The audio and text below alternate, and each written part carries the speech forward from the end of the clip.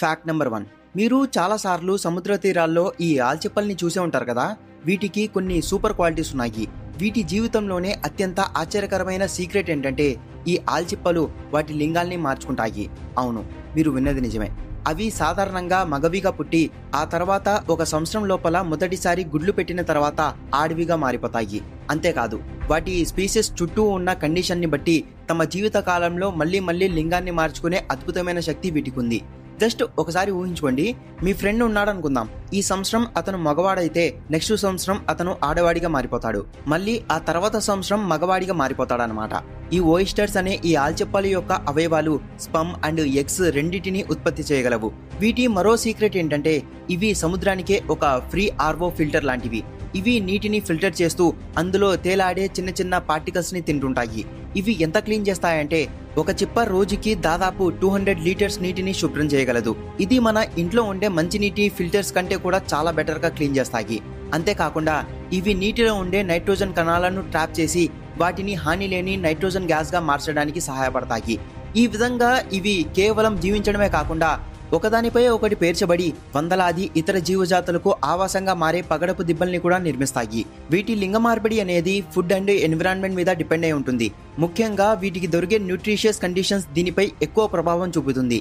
శక్తి అధికంగా బాగా తిండి దొరికితే అప్పుడు ఇవి ఫీమేల్ గా మారడానికి మొగ్గు చూపుతాయి. ఎందుకంటే ఆడవిగా మారి ఎగ్స్ పెట్టడానికి చాలా ఎక్కువ ఎనర్జీ అవసరం అవుతుంది. అదే కరువు లేదా ఆకలి లాంటి పరిస్థితుల్లో ఉంటే అవి మేల్ గా ఉండేందుకు మొగ్గు చూపుతాయి. ఇవి వాటికి ఒక సర్వైవల్ స్ట్రాటజీ. ఇవి కేవలం లింగ మార్పిడి చేయడమే కాదు, మన సముద్ర జలాలను సైతం కాపాడుతున్నాయి. Fact number 2. ఇప్పుడు మీరు ఊహించని నమ్మలేని స్పోర్ట్స్ స్టోరీ ఒకటి చెప్తాను చూడండి. ఓ గుర్రపు పందెంలో చనిపోయిన వ్యక్తి గెలిచాడు. ఒక డెడ్ జాకీ రేస్ లో గెలిచాడు. వినడానికి వింతగా ఉంది కదా.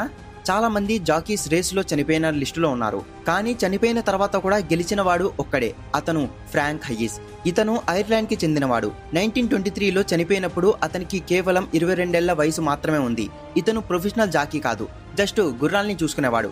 కానీ జాకీ అవ్వాలనే కోరిక మాత్రం అతనికి చాలా బలంగా ఉండేది. అందుకే ఆ రేస్ లో పాల్గొన్నాడు. హార్స్ రేసింగ్ లో జాకీ బరువు చాలా కీలకం. జాకీగా రైడ్ చేయాలంటే వెయిట్ తగ్గాలని ఓనర్ చెప్పడంతో ఇతను దానిని పనిష్మెంట్ లాగా తీసుకున్నాడు. తక్కువ ఆహారం తీసుకుంటూ విపరీతమైన ఎక్సర్సైజ్లు చేసి మరణానికి కొద్ది రోజుల ముందు దాదాపు 15 కిలోలకు పైగా వెయిట్ తగ్గాడు. ఈ ఎక్స్ట్రీమ్ వెయిట్ లాస్ వల్ల హార్ట్ అటాక్ కు కారణమై ఉండొచ్చని చాలా మంది అంటారు. 1923 జూన్ 4న న్యూయార్క్ లోని బెల్మాంట్ పార్క్ లో రేస్ మొదలైంది. హయ్యిస్ రైడ్ చేస్తున్న హార్స్ పేరు స్వీట్ కిస్. ఇది గెలిచే అవకాశం 20లో 1% మాత్రమే ఉంది. సో ఈ గుర్రం గెలవదని చాలా మంది అనుకున్నారు. రేసు చివర్లో ఇతనికి హార్ట్ అటాక్ వచ్చింది. జాకీ చనిపోయిన తర్వాత కూడా అతని శరీరం మాత్రం గుర్రం మీద అలానే ఉండిపోయింది. ఈ గుర్రం చివరి ఫెన్స్ కూడా దాటి తల వెంట్రుక తేడాతో రేస్ గెలిచింది. రేస్ అయిపోయిన వెంటనే, అంటే ఫినిష్ లైన్ దాటి 100 యార్డ్స్ దూరంలో హయ్యిస్ శరీరం మెల్లగా గుర్రం మీద నుంచి జారి కింద పడిపోయింది. అప్పుడే రేస్ అఫీషియల్స్ వచ్చి చూశారు. డాక్టర్ అతను చనిపోయాడని ప్రకటించాడు. ఇక్కడే అసలు ట్విస్ట్ ఉంది. హార్స్ రేసింగ్ రూల్స్ ప్రకారం హార్స్ గెలవాలంటే జాకీ దానిపై ఉండి తీరాలి. ఒకవేళ జాకీ మధ్యలో పడిపోతే ఆ హార్స్ డిస్క్వాలిఫై అయిపోతుంది. ఫర్ ఎగ్జాంపుల్ కి మీరు క్రికెట్ చూస్తారు కదా, ఒక బ్యాట్స్మెన్ గ్రీజ్ లో ఉండి బాల్ ని కొట్టాలి. అతను అవుట్ అయిపోయిన తర్వాత కూడా గ్రీజ్ లో ఉన్నా అది లెక్కలోకి రాదు. అలాగే ఒక జాకీ గుర్రం నుంచి పడిపోతే హార్స్ ఒంటరిగా ఫినిష్ లైన్ దాటినా దాన్ని పరిగణించరు. కానీ ఫ్రాంక్ హయ్యిస్ విషయంలో చనిపోయిన అతని బాడీ చివరి దాకా గుర్రం మీదనే అలానే ఉండిపోయింది. అంటే రూల్స్ ను టెక్నికల్ గా ఫాలో చేసినట్టే. అందుకే చనిపోయిన తర్వాత కూడా రేస్ గెలిచిన ప్రపంచ చరిత్రలో మొదటి అండ్ ఏకైక జాకీగా అతనికి గుర్తింపు వచ్చింది. ఈ సంఘటన తర్వాత పోస్ట్ రేస్ ఫార్మాలిటీస్ క్యాన్సిల్ చేసేశారు. ఇక హయ్యిస్ రైడ్ చేసిన హార్స్ స్వీట్ కిస్ మళ్ళీ ఎప్పుడు రేస్ లో పాల్గొనలేదు. దానికి స్వీట్ కిస్ ఆఫ్ డెత్ అని పేరు వచ్చింది. Fact number 3. మనం రోజు తినే ఆహారంలో కూడా రేడియేషన్ ఉంది. ఇది ఏదో కట్టుకథ కాదు. మనం వాడే చాలా వస్తువులు, తినే వంటకాల నుంచి కూడా రేడియో యాక్టివ్ ఎక్స్పోజర్ వస్తూనే ఉంటుంది. ముఖ్యంగా అరటిపండులో. ప్రపంచంలో సహజంగా రేడియో యాక్టివ్ ఉండే ఆహారంలో ఇది ఒకటి. ఎందుకంటే అరటిపండులో పొటాషియం అధికంగా ఉంటుంది. అందులో సుమారు 0.012% వరకు పొటాషియం 40 అనే రేడియో యాక్టివ్ ఐసోటోప్ ఉంటుంది. అరటిపండులో ఉండే ఈ సహజ రేడియో యాక్టివ్ చాలా తక్కువే అయినా ఈ ఐసోటోప్ డికే అయినప్పుడు చిన్న మొత్తంలో రేడియేషన్ విడుదలవుతుంది. దీనిని బనానా ఈక్వివలెంట్ డోస్ BED అనే స్టాండర్డ్ స్కేల్లో లెక్కిస్తారు. సాధారణంగా ఒక అరటిపండు తినడం వల్ల వచ్చే రేడియేషన్ డోస్ సుమారుగా 0.1 మైక్రోసీవర్ట్ ఉంటుంది. ఒక మామూలు అరటిపండులో దాదాపు 1/2 గ్రామ్ వరకు పొటాషియం ఉంటుంది. దాంతో సుమారు 15 బ్యాక్వరల్స్ రేడియేషన్ వస్తుంది. ఇది చాలా చిన్న డోస్. ఉదాహరణకు మీరు డెంటిస్ట్ దగ్గర తీసుకునే ఒక ఎక్స్రే అంటే దాదాపు 50 బీఈడీకు సమానం. అదే న్యూయార్క్ నుంచి లాస్ ఏంజల్స్ కి ఫ్లైట్ లో వెళ్తే దాదాపు 400 బీఈడీ వరకు డోస్ వస్తుంది. మనం రోజు సహజంగా వాతావరణం నుంచి పొందే బ్యాక్గ్రౌండ్ రేడియేషన్ డోస్ సుమారుగా 100 బీఈడీ వరకు ఉంటుంది. కానీ ఈ రేడియేషన్ డోస్ కి మనం అస్సలు భయపడాల్సిన పనే లేదు. ఎందుకంటే మనిషి చనిపోవడానికి దాదాపు 5 సివర్ట్స్ రేడియో యాక్టివ్ ఉండాలి. అంత రేడియో యాక్టివ్ బనానా ద్వారా రావాలంటే మీరు ఒకేసారి 5 కోట్ల అట్టిపండుని తినాల్సి ఉంటుంది. ఇది హైలీ ఇంపాసిబుల్. ముఖ్యంగా తెలుసుకోవాల్సింది ఏంటంటే మనం బనానాస్ తింటున్నప్పుడు పొటాషియం శరీరంలో పేరుకోపోదు. మన బాడీ పొటాషియం లెవెల్స్ ని కంట్రోల్ చేస్తుంది. అంటే ఎక్కువ పొటాషియం తీసుకుంటే ఎక్కువగా ఉన్నది యూరిన్ ద్వారా బయటికి వచ్చేస్తుంది. కాబట్టి రేడియేషన్ డోస్ పెరగదు. అరటిపండు మాత్రమే కాదు, పొటాషియం అనేది పొటాటోస్, క్యారెట్స్ ఇంకా రెడ్ మీట్ లో కూడా ఉంటుంది. కానీ రేడియో యాక్టివ్ ఎక్కువగా ఏ ఆహార పదార్థంలో ఉంటుందో తెలుసా? అదే బ్రెజిల్ నట్స్. వీటిలో పొటాషియం 40తో పాటు నేల నుంచి తీసుకున్న రేడియం 226 కూడా ఉంటుంది. అందుకే ఇవి మిగతా ఆహారాల కంటే కూడా దాదాపు 100 టైమ్స్ ఎక్కువ రేడియో యాక్టివ్ గా ఉంటుంది. మొత్తానికి చెప్పేది ఏంటంటే రేడియేషన్ అనేది మన చుట్టూ సహజంగా ఉన్న భాగం. బనానాస్ తినడం వల్ల వచ్చే రేడియేషన్ డోస్ చాలా తక్కువ. భయపడాల్సిన అవసరం లేదు. హాయిగా అరటిపండు తినొచ్చు. Fact number 4. మన సోలార్ సిస్టంలో మొత్తం 8 ప్లానెట్స్ ఉన్నాయి కదా. అయితే ఆ 8వ ప్లానెట్ నెప్ట్యూన్ని టెలిస్కోప్ లేకుండానే కనుక్కున్నారు. సైంటిస్టులు దాన్ని చూడకుండా, టెలిస్కోప్ లేకుండా కేవలం మ్యాథమెటిక్స్ తోనే కనుక్కున్నారు. అసలు కథలోకి వెళ్తే 1846 కంటే ముందు మన దగ్గర 7 ప్లానెట్స్ ఉన్నాయి. వాటిలో 7వది యురేనస్. దీని ఆర్బిట్ ని శాస్త్రవేత్తలు లెక్కిస్తుంటే ఏదో తేడా కొడుతుంది. మామూలుగా న్యూటన్ చెప్పిన లా ఆఫ్ యూనివర్సల్ గ్రావిటేషన్ ప్రకారం యురేనస్ తిరగాల్సిన దానికి అది నిజంగా తిరుగుతున్న దానికి కొంచెం తేడా కొడుతుంది. అంటే దాన్ని ఎవరో పక్కకు లాగుతున్నారన్నమాట. దీన్నే గ్రావిటేషనల్ పెట్రుబేషన్ అంటారు. పెట్రుబేషన్ అంటే పెద్ద కష్టమేం కాదు. సింపుల్ గా చెప్తాను చూడండి. మీరు రోడ్డు మీద సైకిల్ తొక్కుకుంటూ స్ట్రైట్ గా వెళ్తున్నారనుకోండి. పక్కన మీ ఫ్రెండ్ లావుగా ఉన్నాడు. అతను మీకు తెలియకుండా ఒక్కసారిగా వచ్చి మీ సైకిల్ వెనక టైర్ ని కొద్దిగా పట్టుకున్నాడు. అప్పుడు ఏమవుతుంది? మీరు స్ట్రైట్ గా పోకుండా కొద్దిగా పక్కకు జరుగుతారు కదా. మీరు అతన్ని చూడలేదు. అతను పట్టుకున్నాడో లేదో కూడా మీకు తెలియదు. కానీ మీ సైకిల్ రూట్ మాత్రం మారిపోయింది. కాబట్టి పక్కన ఏదో ఫోర్స్ ఉందని మీకు అర్థమవుతుంది కదా. యురేనస్ విషయంలో కూడా అదే జరిగింది. దాని ఆర్బిట్ మారిపోవడానికి కారణం ఖచ్చితంగా దానికంటే అవతల ఒక పెద్ద ప్లానెట్ ఉండి దాన్ని లాగుతుంది. ఈ మిస్టరీ ఏంటో తెలుసుకోవడానికి 2 మ్యాథ్స్ జీనియస్లు రంగంలోకి దిగారు. ఒకరు ఫ్రాన్స్ కు చెందిన అర్బెన్ లే వెరెర్, ఇంకోరు ఇంగ్లాండ్ కు చెందిన జాన్ కోచ్ అడమ్స్. వీళ్ళిద్దరూ ఒకరికొకరు తెలియదు. కానీ ఒకేసారి కేవలం క్యాల్కులేషన్స్ ఆధారంగానే ఆ కొత్త ప్లానెట్ ఎక్కడుందో అంచనా వేశారు. దాని ఆర్బిట్ ఎలా ఉంటుందో కనుక్కున్నారు. ఆ రోజు అంటే సెప్టెంబర్ 23 అండ్ 24, 1846లో రాత్రి వాళ్ళు క్యాల్కులేట్ చేసిన చోట చూశారు. వాళ్ళు చేసిన చోటికి 1 డిగ్రీ దూరంలోనే ఆ కొత్త ప్లానెట్ నెప్ట్యూన్ కనిపించింది. లెక్కలు అంత కరెక్ట్ గా ఉన్నాయని ప్రపంచానికి తెలిసిన మొదటి రోజు అది. నెప్ట్యూన్ చాలా దూరంలో ఉంది. సన్ కి మన ఎర్త్ కంటే 30 రెట్లు ఎక్కువ దూరంలో ఉంది. అందుకే దాన్ని చూడాలంటే ఖచ్చితంగా టెలిస్కోప్ కావాలి. అది dark, cold and super sonic winds వీచే ఒక ఐస్ జెయింట్. ఇప్పటి వరకు 1989లో వాయిజర్ 2 అనే ఒకే ఒక స్పేస్ క్రాఫ్ట్ దాని దగ్గరగా వెళ్లి చూసింది. మ్యాక్స్ ఎంత పవర్ఫుల్లో ఈ ఎగ్జాంపుల్తో మీకు అర్థమయ్యే ఉంటుంది. Fact number 5. ఇప్పుడు మన శరీరంలో ఉన్న ఒక అద్భుతమైన సూపర్ పవర్ గురించి చెప్తాను చూడండి. దానిని మనం అస్సలు పట్టించుకోము. అదే మన ముక్కు. ముక్కు గురించి చెప్పాలంటే పాత లెక్కల ప్రకారం మనిషి కేవలం 10,000 రకాల వాసనలను మాత్రమే గుర్తుపట్టగలడని అనుకునేవాళ్ళు. కానీ అదంతా అబద్ధం. 2014లో సైన్స్ అనే జర్నల్లో ఒక రీసెర్చ్ పబ్లిష్ అయింది. న్యూయార్క్ లోని రాక్ఫెల్లర్ యూనివర్సిటీ రీసెర్చర్స్ ఏం చెప్పారంటే మన ముక్కు కనీసం 1 ట్రిలియన్ వాసనలను గుర్తుపట్టే సామర్థ్యం కలిగి ఉంది అని. మన కంటికి కేవలం 3 రకాల రిసెప్టర్స్ తో 10 మిలియన్ కలర్స్ కనిపిస్తే మన ముక్కులో 400 కన్నా ఎక్కువ స్మెల్ రిసెప్టర్స్ ఉన్నాయి. అందుకే ఈ ట్రిలియన్ అనే లెక్క సాధ్యమైంది. వాళ్ళు 128 రకాల వాసనాణువులను తీసుకొని వాటిని రకరకాలుగా కలిపి టెస్ట్ చేశారు. ఆ వాసనల్లో చాలా వరకు నాస్టీ అండ్ వియర్డ్ గా ఉండేవి. 51% ఒకేలా ఉన్న 2 వాసనలను కూడా పార్టిసిపెంట్స్ తేడా చెప్పగలిగారు. సరే, వాసన పీల్చడం ఓకే. మరి దీనికి మెమొరీతో ఎటువంటి లింక్ ఉందో తెలుసా? మన బ్రెయిన్ నిర్మాణాన్ని చూస్తే వాసన ద్వారా వచ్చే సిగ్నల్స్ మిగతా సెన్సర్స్ లాగా థలామస్ అనే సెంట్రల్ బ్రెయిన్ స్ట్రక్చర్ ద్వారా కాకుండా డైరెక్ట్ గా ఎమోషన్స్ అండ్ జ్ఞాపకాలకు సంబంధించిన లింబిక్ సిస్టంలోని హిపో క్యాంపస్ లాంటి ప్రాంతాలకు త్వరగా చేరుతాయి. అందుకే చిన్నప్పుడు అమ్మ చేసిన ఇష్టమైన వంటకం వాసన ఇప్పుడు మళ్ళీ పీల్చిన ఆ పాత జ్ఞాపకాలు, ఆ ఫీలింగ్స్ ఒకేసారి గుర్తుకొస్తాయి. దీన్నే ప్రోస్టియన్ మూమెంట్ అని అంటారు. ముఖ్యంగా గుర్తుంచుకోవాల్సిన విషయం ఏంటంటే మనం తింటున్నామని అనుకునే రుచి అంతా కూడా నిజానికి ముక్కు ద్వారా లోపలికి వెళ్తున్న వాసననే. ముక్కు మూసుకొని ఒకసారి ఐస్ క్రీమ్ తిని చూడండి. కేవలం స్వీట్ మాత్రమే తెలుస్తుంది, ఫ్లేవర్ తెలియదు. Fact number 6.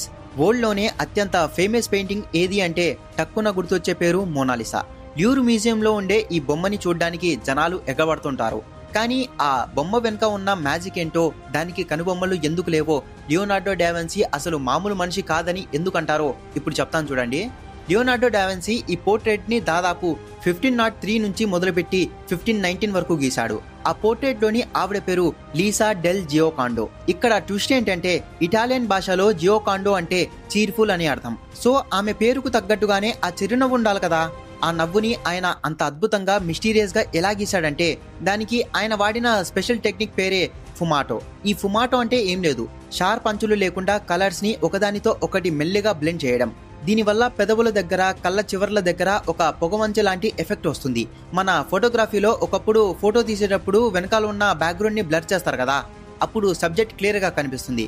కానీ ఈ ఫుమాటోలో లియోనార్డో డావిన్సీ బ్లర్ చేయడం ద్వారా ఆ బొమ్మ యొక్క ఎక్స్ప్రెషన్స్ కి ఒక లుక్ ఇచ్చాడు.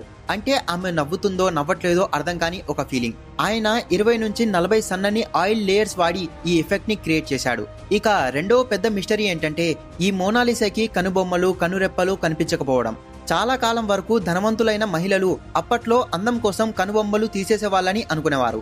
కానీ 2007లో పాస్కల్ కోట్ అనే ఫ్రెంచ్ ఇంజనీర్ 240 మెగాపిక్సెల్ స్కాన్స్ తో ఒక కొత్త సంగతిని బయటపెట్టాడు. లియోనార్డో డావిన్సీ నిజానికి కనుబొమ్మలు వేశాడట, కానీ అవి ఓవర్ క్లీనింగ్ వల్ల చెరిగిపోయాయి. ఆయన స్కాన్ లో మోనాలిసా ఎడమ కనుబొమ్మ యొక్క జాడలు కనిపించాయి.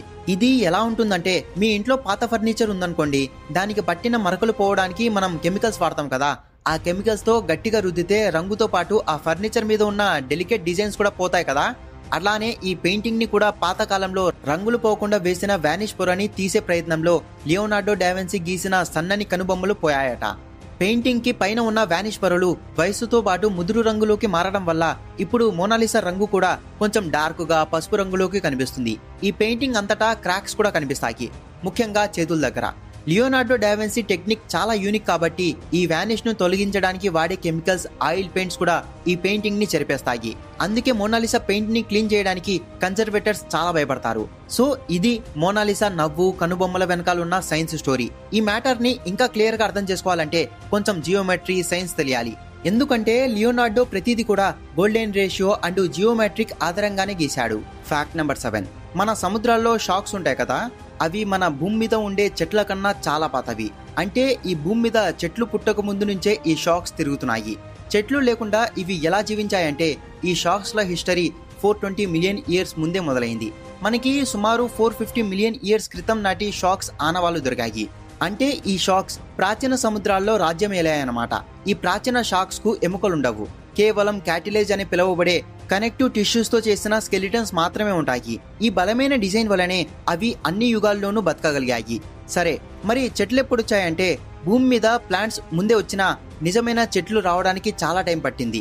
నిజమైన చెట్లకు గట్టి కాండం, వేర్లు ఉండాలి. ఇంకా ఎక్కువ బరువును, ఎత్తును సపోర్ట్ చేసేలా రింగ్స్ వేసుకునే నిర్మాణం ఉండాలి. ఇదంతా జరగడానికి దాదాపు 100 మిలియన్ ఇయర్స్ టైం పట్టింది. మొట్టమొదటి మోడర్న్ ట్రీగా సైంటిస్టులు చెప్పే పేరేంటంటే ఆర్కియోప్టెరిస్ అనే ఈ చెట్టు. ఇది సుమారుగా 370 మిలియన్ ఇయర్స్ క్రితం భూమి మీదకి వచ్చింది. ఈ ఆర్కియోప్టెరిస్ చెట్లు భూమిపై మొట్టమొదటి అడవులను సృష్టించాయి. అంటే షార్క్ల యొక్క ఆదిమ రూపాలు చెట్ల కంటే 50 నుంచి 60 మిలియన్ ఇయర్స్ ముందే భూమి మీదకి వచ్చేసాయి. ఇంకో రియల్ టైమ్ ఎగ్జాంపుల్ చెప్తాను చూడండి. ఈ షార్క్ల గ్రూప్ లో గ్రీన్లాండ్ షార్క్ అనే ఒక షార్క్ ఉంటుంది.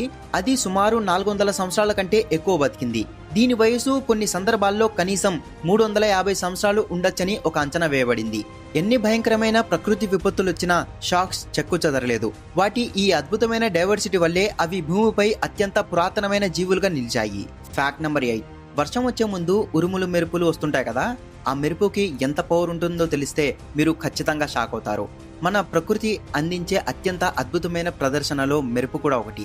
కానీ చూడడానికి ఎంత బాగుంటుందో అంత భయంకరంగా కూడా ఉంటుంది. ఈ మెరుపు యొక్క ఉష్ణోగ్రత ఎంత ఉంటుందో తెలుసా? అక్షరాల 30,000 డిగ్రీ సెల్సియస్ వరకు ఉంటుంది. అది ఎంత వేడి అంటే మన సూర్యుడి ఉపరితలం కంటే కూడా ఏకంగా 5 రెట్లు ఎక్కువ వేడి. సూర్యుడి ఉపరితలం సుమారు 5800 కెల్విన్ ఉంటుంది. కానీ మెరుపులో ఉండే ప్లాస్మా దానికన్నా ఎక్కువ వేడిని ఈజీగా పుట్టిస్తుంది. అసలు ఇది ఎలా సాధ్యమవుతుందంటే చూడండి, మేఘాల లోపల ఐస్ పార్టికల్స్, హెయిల్ స్టోన్స్ ఒకదానికో ఒకటి బలంగా గుద్దుకుంటాయి. ఈ గుద్దుకోవడం వల్ల మేఘం కింద భాగంలో నెగిటివ్ ఛార్జ్, పైన పాజిటివ్ ఛార్జ్ పేరుకుపోతాయి. ఈ ఛార్జెస్ బాగా పేరుకుపోయాక ఆ నెగిటివ్ అండ్ పాజిటివ్ ఛార్జెస్ మధ్యలో ఒక పెద్ద ఎలక్ట్రిక్ స్పార్క్ క్రియేట్ అవుతుంది, అంటే లైట్నింగ్. ఈ మెరుపు వెళ్లే దారిలో గాలిని చీల్చుకుంటూ పోయి ఆ గాలిని మంట కంటే వేడి అయిన ప్లాస్మాగా మారుస్తుంది. అయితే ఇలాంటి భయంకరమైన 30 డిగ్రీల వేడి ఉన్నా కూడా మన చుట్టూ ఉన్న ప్రపంచం ఎందుకు కాలిపోవట్లేదంటే మెరుపు చాలా తక్కువ టైం మాత్రమే ఉంటుంది, కేవలం కొన్ని మైక్రో సెకండ్స్ మాత్రమే. దీని ఎనర్జీ చాలా సన్నటి దారిలో మన బొటనవేలు కంటే సన్నగా ఉండే ఒక ఛానల్లో అత్యంత తీవ్రంగా కాన్సన్ట్రేట్ అయ్యి ఉంటుంది. దీనికి ఒక మంచి ఎగ్జాంపుల్ ఏంటంటే, మట్టి ఉన్న చోట మెరుపు పడితే ఆ విపరీతమైన వేడికి మట్టి కరిగిపోయి గ్లాస్ లాగా మారిపోతుంది. దాన్ని ఫల్గురేట్ అంటారు. ఆ హీట్ ఎంత పవర్ఫుల్ ఉంటుందో చూడండి. అందుకే లైట్నింగ్ స్టార్మ్స్ వస్తుంటే మనం ఎప్పుడూ జాగ్రత్తగా ఉండాలి. వెదర్ ఫోర్కాస్ట్ చూసుకోవడం చాలా ముఖ్యం. ఉరుములు వినిపించగానే బిల్డింగ్ లేదా కార్లో తలదాచుకోవాలి. చెట్ల కింద మాత్రం అస్సలు ఉండొద్దు, ఎందుకంటే చెట్లు తరచూ లైట్నింగ్ స్ట్రైక్ కి గురయ్యి మండిపోయే అవకాశం ఉంటుంది. Fact number 9. ఫర్ ఎగ్జాంపుల్ కి మన మనుషుల తల తెగిపోతే సెకండ్లో చనిపోతారు కదా, ఎందుకంటే మన బ్లడ్ సర్క్యులేషన్ ప్రెజర్ చాలా ఎక్కువగా ఉంటుంది. మెదడు లేకపోతే మనం శ్వాస తీసుకోలేం. కానీ బొద్దింకలు మాత్రం తల లేకపోయినా కూడా కొన్ని వారాల వరకు బతుకుతాయి. అసలు ఇవి తల లేకుండా ఎలా బతుకుతాయంటే సింపుల్ గా చెప్తాను చూడండి. మనకు శ్వాస తీసుకోవాలంటే ముక్కు, ఊపిరితిత్తులు కావాలి, మెదడు కంట్రోల్ చేయాలి. కానీ బొద్దింకలకు అలా కాదు, దానికి లంగ్స్ లేవు. వాటి ఒంటి మీద పొడవుగా చిన్న చిన్న రంధ్రాలుంటాయి, వాటిని స్పైరికల్స్ అంటారు. ఈ రంధ్రాలు నేరుగా గాలిని ట్రెంచియాస్ అనే ట్యూబ్స్ ద్వారా కణాలకు పంపిస్తాయి. లైక్ మన ఇంట్లో సెంట్రల్ ఏసీ ఉన్నట్లుగా కాదు ఇది. ప్రతి గదిలోనూ ఒక చిన్న ఫ్యాన్ లేదా వెంటిలేటర్ ఉన్నట్టనమాట. అంటే ఒక రూమ్ లో ఫ్యాన్ ఆగిపోయినా కూడా మిగతా రూమ్స్ కూల్ గానే ఉంటాయి కదా, అలాగే ఈ బొద్దింకలకు తల పోయినా కూడా మిగతా స్పార్కల్స్ పనిచేస్తూనే ఉంటాయి. కాబట్టి శ్వాస ఆగదు. మన తల కట్ అయినప్పుడు మనకి ప్రెషర్ ఎక్కువగా ఉంటుంది కాబట్టి రక్తం ఎక్కువగా పోయి చనిపోతాం. కానీ బొద్దింకల్లో ఓపెన్ సర్క్యులేటరీ సిస్టమ్ ఉంటుంది. వాటి రక్తం చాలా తక్కువ ప్రెషర్ తో ఉంటుంది. తల తెగిపోయినా కూడా వాటి మెడ భాగం వెంటనే క్లాట్ అయిపోతుంది, అంటే గడ్డగట్టిపోతుంది. అందుకే బ్లడ్ లాస్ అయ్యే సమస్య వాటికి ఉండదు. బొద్దింక బ్రెయిన్ కేవలం కళ్ళు, యాంటీనా వంటి వాటి సెన్సరీ ఇన్పుట్స్ మాత్రమే చూసుకుంటుంది. వాటి శరీరంలో ప్రతి సెగ్మెంట్ లో కూడా చిన్న చిన్న మినీ బ్రెయిన్స్ ఉంటాయి. పరిగెత్తడం, టచ్ కి రియాక్ట్ అవ్వడం లాంటి పనులన్నిటినీ ఈ మినీ బ్రెయిన్స్ చూసుకుంటాయి. అందుకే తల లేకపోయినా కూడా అవి పరుగులు తీస్తుంటాయి. మరి ఇన్ని రోజులు బతికిన బొద్దింక చివరికి ఎలా చనిపోతుందో తెలుసా? బొద్దింకలు కోల్డ్ బ్లడెడ్ ఇన్సెక్ట్స్, అంటే వాటికి మనలా శరీరాన్ని వేడి చేయడానికి ఎక్కువ ఎనర్జీ అవసరం లేదు. అందుకే తిండి లేకుండా నెల రోజుల వరకు ఉండగలవు. కానీ తల లేకపోతే నీరు తాగడానికి నోరు ఉండదు కదా, అందుకే చివరికి అవి డీహైడ్రేషన్ తట్టుకోలేక సుమారు 1-2 వారాల్లోనే చనిపోతాయి. Fact number 10. చాలా మంది ఎప్పుడు చూసినా బ్రెయిన్ వాడితే క్యాలరీస్ కరిగిపోతాయి అని అంటుంటారు కదా. ఆఫీస్లో రోజంతా కూర్చొని టెన్షన్ పడి పెద్ద పెద్ద ఫైల్స్ చూసి ఇంటికి వచ్చాక అబ్బా ఈరోజు చాలా ఆలోచించాను, చాలా క్యాలరీస్ బర్న్ అయ్యాయి అని అంటుంటారు కదా. మరి మనం ఎక్కువ మెంటల్ వర్క్ చేసి క్యాలరీస్ బర్న్ చేసి బరువు తగ్గొచ్చా? దీనికి సైన్స్ ఏం చెప్తుందో సింపుల్గా చెప్తాను చూడండి. మన బ్రెయిన్ చాలా పవర్ఫుల్. పెద్ద విషయం ఏంటంటే సగటు మనిషిలో బ్రెయిన్ అనేది మొత్తం బాడీ వెయిట్లో కేవలం 2% మాత్రమే ఉంటుంది. కానీ దాని ఎనర్జీ కాస్ట్ చూస్తే మీరు షాక్ అవుతారు. మన శరీరం వాడే మొత్తం ఆక్సిజన్లో, అంటే మొత్తం క్యాలరీలలో దాదాపు 20% మెదడే తీసేసుకుంటుంది. ఇది చాలా ఎక్కువ. ఇంకో ఇంట్రెస్టింగ్ పాయింట్ ఏంటంటే మనం ఏమీ ఆలోచించకుండా ప్రశాంతంగా ఉన్నా లేదా నిద్రపోతున్నా కూడా ఈ మెటబాలిక్ రేట్ స్థిరంగానే ఉంటుంది. అంటే మీరు కూర్చున్నా మీ బ్రెయిన్ ఒక మనిషి రన్నింగ్ చేసేటప్పుడు వాడే థైస్ మజిల్ కంటే కూడా ఎక్కువ ఎనర్జీని యూజ్ చేసేసుకుంటుంది. మరి మనం ఆలోచించడం మొదలు పెడితే, పరీక్షల ముందు చదవడం లేదా ఒక పెద్ద ప్రాబ్లం సాల్వ్ చేయడం, అప్పుడు క్యాలరీల ఖర్చు పెరుగుతుందా అంటే నిజానికి మీరు ఎంత కష్టంగా ఆలోచించినా క్యాలరీల ఎక్స్పెండిచర్ పెరిగేది చాలా తక్కువ. ఫర్ ఎగ్జాంపుల్ కి ఒక 70 కిలోల మనిషి ఒక రోజులో కేవలం ఆలోచించడం ద్వారా 500 క్యాలరీస్ బర్న్ చేయాలంటే కనీసం 6 గంటల పాటు కష్టపడి చదవాలి లేదా మెంటల్ వర్క్ చేయాలి. అంటే మీరు సుడోకో పజిల్స్ లేదా రీజనింగ్ క్వశ్చన్స్ తో బరువు తగ్గలేరు. ఇది సైన్స్ చెప్తుంది. కష్టపడి చదివిన గంటకు 5 క్యాలరీల కంటే ఎక్కువ ఖర్చు అవ్వదు. ఎందుకంటే మన బ్రెయిన్ కండరం కాదు కాబట్టి దాన్ని వర్కౌట్ లాగా ట్రైన్ చేసి క్యాలరీస్ బర్న్ చేయలేము. మరి మన బాడీలో ఎక్కువ క్యాలరీస్ ఖర్చు చేసేది ఏంటి అంటే అదే మన బసెల్ మెటబాలిక్ రేట్ లేదా రెస్టింగ్ మెటబాలిక్ రేట్. సింపుల్ గా చెప్పాలంటే మనం విశ్రాంతిగా ఉన్నప్పుడు కూడా శరీరం పనిచేయడానికి అవసరమయ్యే ఎనర్జీ ఇది. మన రోజువారీ క్యాలరీస్ ఎక్స్పెండిచర్ లో దాదాపు 70% ఈ బిఎంఆర్ ద్వారానే జరుగుతుంది. మరి బిఎంఆర్ దేని మీద ఆధారపడి ఉంటుందంటే ముఖ్యంగా మీ మజిల్ వెయిట్ మీద. కండరాలు ఫ్యాట్ కంటే యాక్టివ్గా ఉంటాయి కాబట్టి వాటిని మెయింటైన్ చేయడానికి ఎక్కువ ఎనర్జీ అవసరం. వయసు పెరిగే కొద్దీ బిఎంఆర్ తగ్గుతుంది. ఫీవర్, ఇంజురీస్ లేదా ఇన్ఫెక్షన్స్ వంటివి ఉన్నప్పుడు బిఎంఆర్ పెరుగుతుంది. మీరు ఫాస్టింగ్ లో ఉంటే లేదా తక్కువ క్యాలరీస్ తీసుకుంటుంటే BMR తగ్గుతుంది. అలాగే కెఫెన్ కూడా టెంపరీగా BMR ను పెంచొచ్చు, ఎందుకంటే ఇది నర్వస్ సిస్టమ్ ను స్టిమ్యులేట్ చేస్తుంది. కాబట్టి బ్రెయిన్ ఎక్కువగా వాడి బరువు తగ్గడం అనేది ఒక మిత్. మీరు నిజంగా క్యాలరీస్ బర్న్ చేయాలంటే పెద్ద కండరాలు వాడే వర్కౌట్స్ చేయాలి. వెయిట్ లిఫ్టింగ్ చేస్తే కండరాల బరువు పెరిగి మీ BMR కూడా పెరుగుతుంది. అప్పుడు మీరు రెస్ట్ లో ఉన్నప్పటికీ కూడా ఎక్కువ క్యాలరీస్ బర్న్ అవుతాయి. మొత్తానికి ఆలోచించడం బ్రెయిన్ కి మంచిదే, కానీ ఫిట్ గా ఉండాలంటే మీరు కదలాల్సిందే. Fact number 11. స్పేస్ అంటే అందరికీ ఆసక్తే కదా. హాలీవుడ్ మూవీస్ లో చూపించినట్టు స్పేస్ సూట్ లేకుండా ఎవరైనా స్పేస్ క్రాఫ్ట్ లోని ఈ ఎయిర్ లాక్ తెరిస్తే ఏం జరుగుతుంది? పేలిపోతారా లేక మంచులా గడ్డగట్టిపోతారా? ఇప్పుడు దాని వెనుక ఉన్న భయంకరమైన సైన్స్ అండ్ ముఖ్యంగా ఆర్మ్స్ట్రాంగ్ లిమిట్ గురించి చెప్తాను చూడండి. సముద్ర మట్టం నుంచి 18-19 కిలోమీటర్స్ పైకి పోతే అక్కడ అట్మాస్ఫియరిక్ ప్రెజర్ చాలా తక్కువైపోతుంది. ఈ ఎత్తునే ఆర్మ్స్ట్రాంగ్ లిమిట్ లేదా ఆర్మ్స్ట్రాంగ్స్ లైన్ అంటారు. భయంకరమైన ఈ విషయం ఏంటంటే ఈ లిమిట్ దాటిన తర్వాత మన నార్మల్ బాడీ టెంపరేచర్ 37 డిగ్రీస్ వద్దే బాడీలోని నీరు బాయిల్ అవ్వడం మొదలవుతుంది. దీన్ని ఎబులిజం అంటారు, ఎందుకంటే ఇక్కడ అంబియంట్ ప్రెజర్ చాలా తక్కువగా ఉంటుంది. మూవీస్ లో చూపించినట్టు మనిషి శరీరం డమాలని ఎక్స్ప్లోడ్ అవ్వదు, అది పచ్చి అబద్ధం. మన స్కిన్ చాలా ఫ్లెక్సిబుల్ గా ఉంటుంది, లోపల నుంచి వచ్చే ప్రెజర్ ను తట్టుకోగలదు.